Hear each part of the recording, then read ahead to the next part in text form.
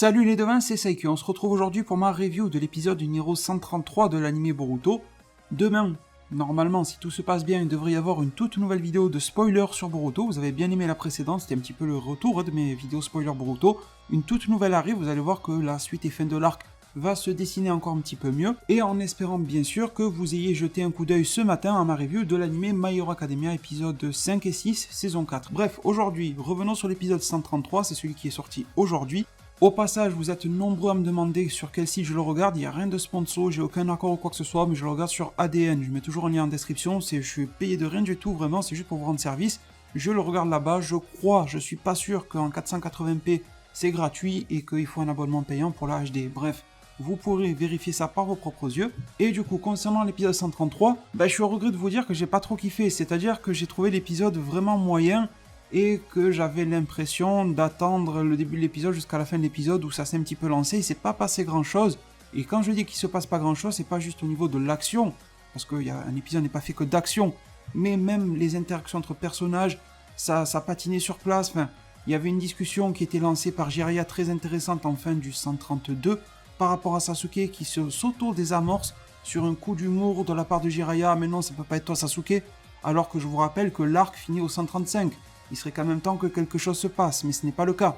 Donc vous allez me dire que ça arrive dans la vie d'avoir une supposition, de penser que quelque chose est telle chose, et finalement de se dire non, c'est tellement improbable que c'est pas ça, et au final c'est ça, mais finalement on laisse tomber l'idée. C'est vrai, ça arrive, mais disons que dans ce contexte-là, où ça se finit dans 2 épisodes, j'en attendais un petit peu plus, et alors qu'on se retrouve face à un épisode extrêmement charnière, et charnière un petit peu secondaire, de transition, vers le 134 et 135. Mais encore une fois, quand on a un arc si court, commémoratif de la série, etc., un peu spécial, est-ce qu'on peut réellement se permettre de faire des épisodes de transition dans un arc court comme ça? Je pense pas vraiment que ça soit le cas.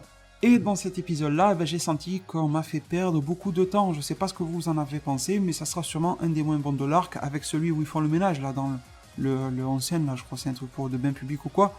Je crois que c'était ça, bref voilà, ça sera les 2 plus bas du tableau, même si celui-ci, sur le papier, avait de quoi être plus prometteur.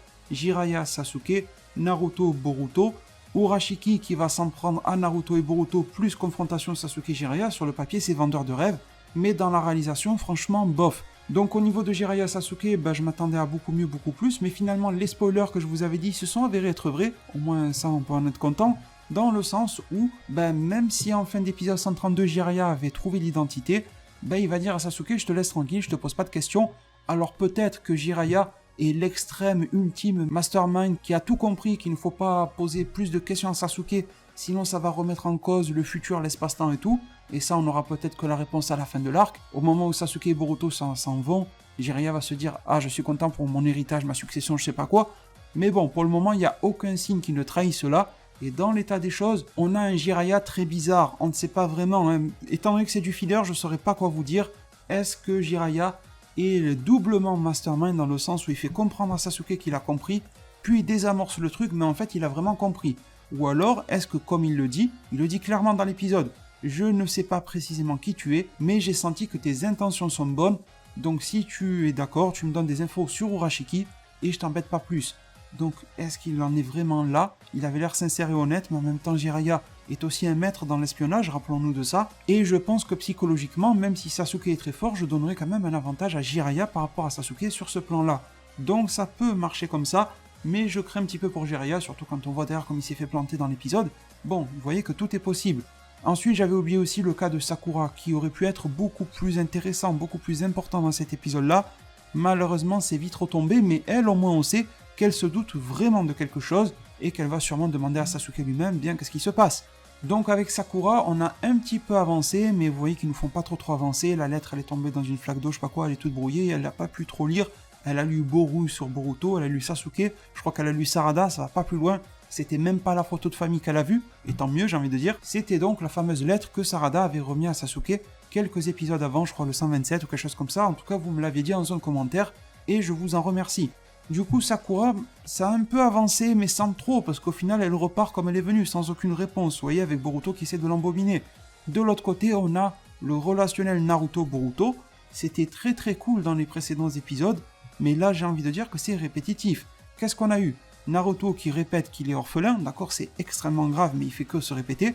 qu'il aime les ramen, et dernière chose, qu'il veut ramener Sasuke au village, et bien sûr la phase d'entraînement. Donc en fait, tout ça, tous les éléments que je viens de citer là, on les a déjà eus, très approfondis dans les précédents épisodes, avec un Naruto, le regard triste. Enfin, on dirait que Naruto, là, il est triste toutes les 10 minutes, ce qui n'était pas le cas dans l'anime originel Naruto. Donc vraiment, j'ai senti qu'on a essayé de nous faire gratter du temps. Autre chose, que ça c'est intéressant par contre, c'est de voir à quel point, et ça c'est pas que dans cet épisode-là, c'est depuis le début de l'arc, Boruto ne sait pas grand-chose de l'histoire de son village et de ses aînés, même de la génération juste au-dessus de lui. Il ne sait rien, alors que pourtant, ça devrait être un fait connu de tous, par rapport à l'extermination du clan Uchiwa. Alors ça pourrait être maquillé un petit peu, pour ne pas trop salir l'image de Itachi, ça je le comprendrais, mais le fait que le clan a été exterminé, ça devrait quand même être un fait très connu. Limite, ça devrait être appris dans les écoles, vous voyez ce que je veux dire? Pour nous, dans la vraie vie, que ce soit la génération de nos enfants, de nos petits frères, petites sœurs, tout ce que vous voulez, peut-être qu'ils ne sont pas bien au courant de l'histoire de l'humanité sur les guerres et tout ça, mais grosso modo, ils savent que quand même, il y a une certaine époque, il y a certaines décennies en arrière, c'était le bordel sur la planète, qu'il y avait des guerres mondiales et tout ça. C'est au moins un fait connu sans trop en savoir les détails. De toute façon, il y a toujours une commémoration au moment de l'armistice à la télé, tu le vois. Enfin, il y a toujours moyen d'avoir l'info. Tandis qu'à Konoha, j'ai l'impression que le passé triste, le passé au niveau de la guerre n'est pas bien connu.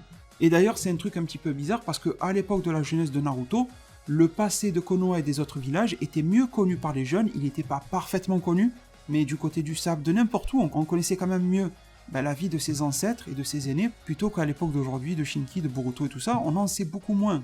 Pourquoi est-ce qu'on essaie de faire table rase du passé pour ne pas remettre ce genre d'idées dans la tête des gens? Est-ce que la jeune génération s'en tape? Je ne sais pas, est-ce que c'est pour nous montrer qu'au fil du temps, les choses se perdent? Je ne saurais pas vous dire, mais en tout cas, j'ai trouvé ce fait-là intéressant, et c'est quelque chose aussi à développer. Peut-être qu'en rentrant, Boruto va en demander plus sur ses aînés, peut-être qu'il va discuter avec Sasuke, qui va en demander par rapport à l'extermination des Uchiwa. Sasuke va se sentir un peu mal par rapport à Itachi, il va lui demander des choses par rapport à Orochimaru. Enfin, il avait même pas l'air de savoir qu'Orochimaru pouvait être le grand méchant d'une certaine époque.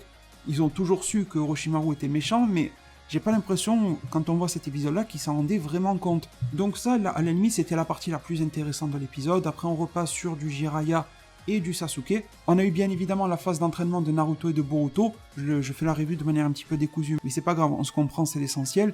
Donc cet entraînement-là, plutôt intéressant, mais bon, on progresse pas trop, qui est aussi prétexte à l'introduction de Sakura en tant qu'élément un petit peu perturbateur, et c'est normal pour elle. Et sinon, l'entraînement en termes de capacité, de puissance, de jutsu et tout ça, plutôt cool visuellement, sur l'aspect bleuté, là, vous savez, de leurs attaques combinées, on sent qu'ils vont nous pondre un super Rasengan combiné, ça va être cool, et peut-être que dans l'anime, ça va aussi aider Boruto à faire une attaque combinée avec Naruto adulte, ça pourrait être intéressant, même si ça ne fait pas réellement partie du canon du manga de tout ça, au moins pour l'anime, il y aura une plus-value, ça peut être bien, vu qu'il aura appris à synchroniser son chakra avec lui.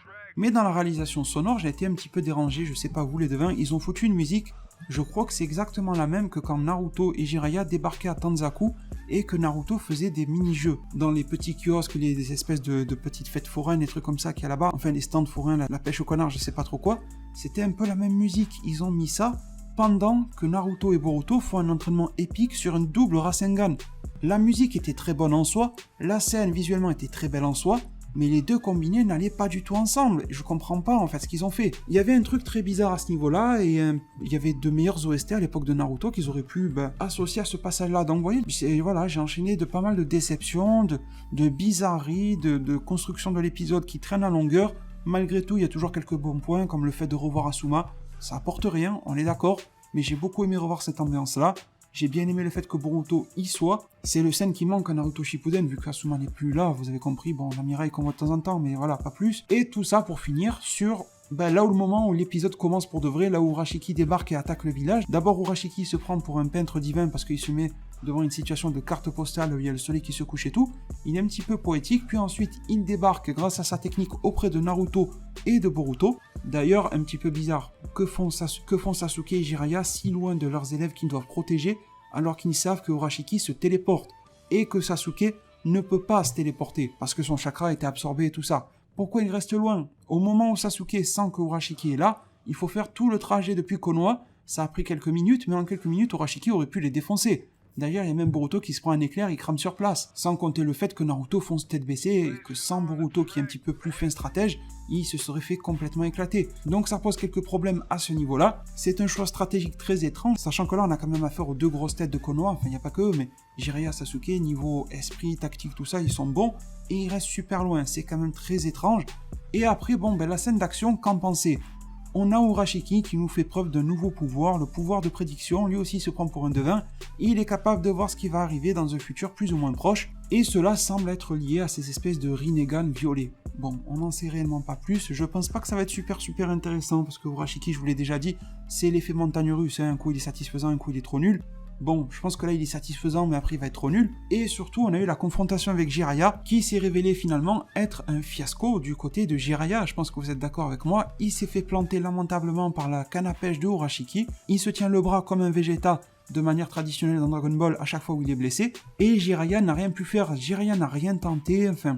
Je sais pas ce qu'ils font avec Jiraiya, j'ai quand même connu Jiraiya mieux que ça. Alors oui, les pouvoirs de Urashiki dépassent tout entendement, il est censé en théorie, au niveau de ses yeux, de sa nature Otsutsuki et tout ça, dépasser un Nagato ou un Pain, même si dans les faits, Nagato Pain m'a beaucoup plus impressionné, mais sur le papier, il est censé avoir plus d'éléments, donc Jiraiya est censé être perdu. En plus, je doute que Jiraiya va claquer le mode ermite comme ça, parce qu'il n'est pas censé l'avoir déjà montré ici. Sauf si Naruto, par exemple, se retrouve assommé, bon là, pourquoi pas, il va nous sortir un mode ermite, mais bon, où sont les techniques des crapauds? Enfin, il a rien lancé, il a tenté un combat corps à corps en vain, vraiment un combat au rabais, et je trouve ça dommage. Donc j'espère que le 134 et le 135 vont relever tout ça. C'était mon avis, tristement, à mon grand regret, vous savez à quel point j'apprécie Naruto Boruto, négatif sur cet épisode-là. C'est pas un épisode dégueulasse, mais par rapport à ce qu'il promettait, voilà, on est loin d'être à la hauteur de ce qu'il faut. Vous allez me dire en zone commentaire ce que vous en avez pensé. Si vous avez kiffé, tant mieux. Vraiment, tant mieux, je serai très content pour vous. Si vous n'avez pas kiffé, on va serrer la main parce qu'on sera plutôt d'accord sur cet épisode-là. Si vous êtes en désaccord, je respecte tout à fait, ne vous en faites pas. Dites-le moi également dans le respect. On a tout à fait le droit de ne pas penser la même chose. J'espère malgré tout que l'on aura quelque chose, j'espère qu'on aura quand même quelque chose de plus consistant pour terminer l'arc. Ils ont vraiment intérêt à se bouger, plus que 2 épisodes, je vous le rappelle. Merci infiniment à vous tous pour tout votre soutien. Les spoilers débarquent demain, qui devraient faire un petit peu monter la hype par rapport à la suite des événements. Prenez tous extrêmement bien soin de votre futur, et à plus pour de prochains arts divinatoires.